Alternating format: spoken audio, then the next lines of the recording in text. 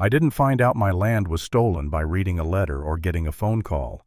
I found out when I drove back after 3 years and stared at 96 houses standing where my grandfather's forest used to be. Paved roads, streetlights, lawns already watered, families unloading moving boxes, and a woman in a pressed blazer telling me without blinking that I was trespassing. For a moment I honestly thought I'd lost my mind. Let me slow down, because none of this happened overnight, and none of it was an accident. My name is Dakota.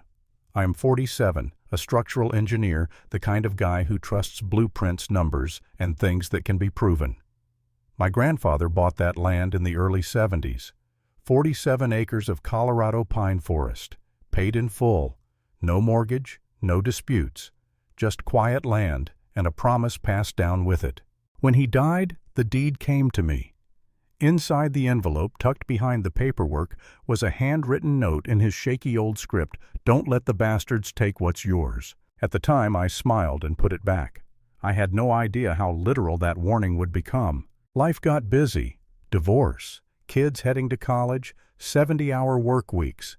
I didn't visit the property for a few years, but I never abandoned it. Every April, like clockwork, I paid the property taxes. Never late. I had the receipts, the confirmations, the boring digital trail that said very clearly, this land still belongs to someone.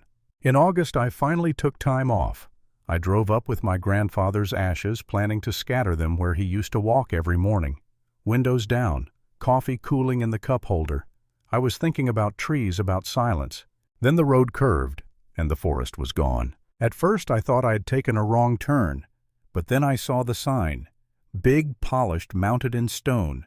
A name I'd never heard before. A luxury community logo. I kept driving slower now, my hands tight on the wheel.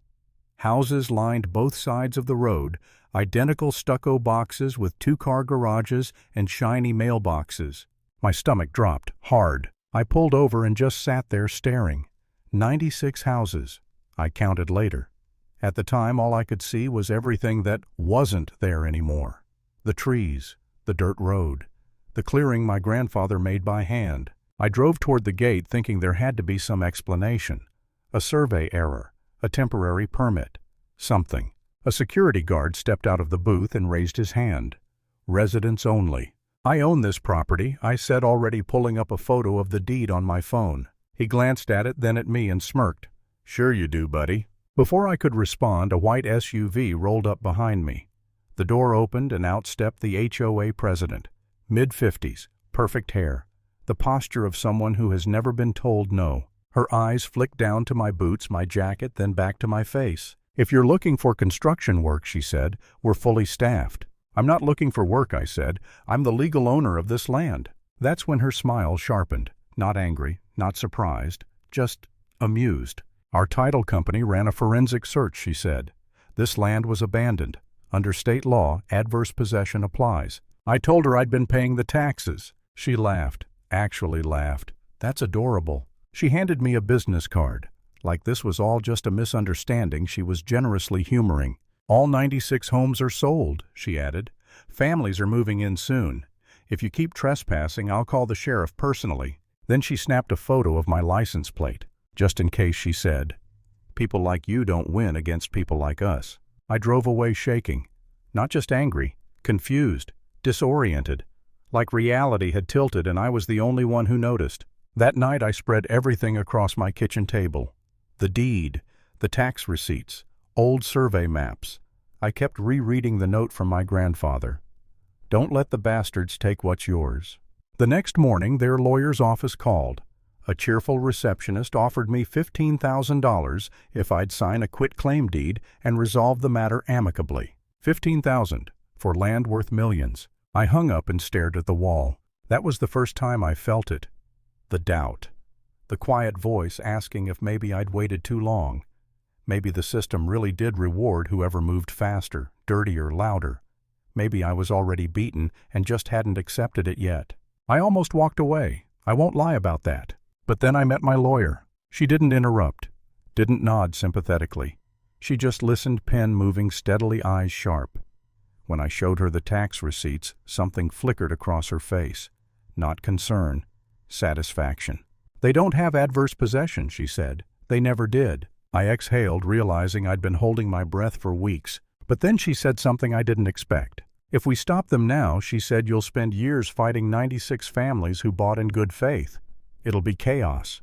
Or, she leaned back, or you let them finish. I thought she was joking. She wasn't. She explained it calmly, coldly. If they finished building, if they sold every home, if they dug themselves all the way in, then the fraud would be undeniable. The liability would be catastrophic, and suddenly the people who thought they were untouchable would be very, very afraid. I hired her that day. For months I did nothing. At least that's what it looked like.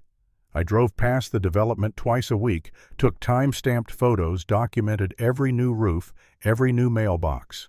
The HOA president spotted me once and called the sheriff.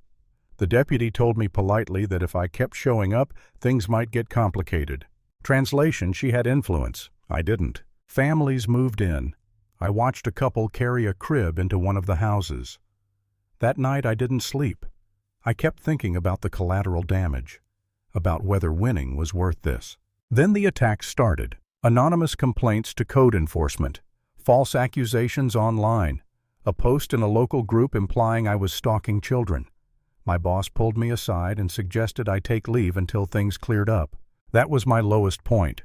Sitting alone in my garage, staring at a spray-painted word on my door that I won't repeat here, wondering if fighting back had destroyed my life instead of saving it. I thought about quitting, about signing whatever paper they put in front of me, about letting the land go and pretending it never existed. Then my daughter called, crying, angry. She told me to stop taking hits and start throwing them.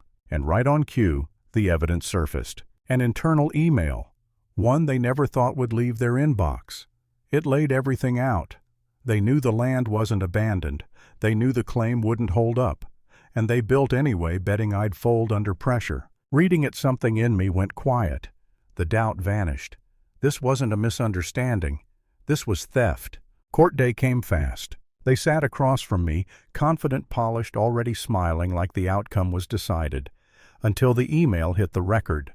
Until the judge started asking questions they couldn't answer. The HOA president didn't look at me anymore. She stared at the table. The ruling was devastating.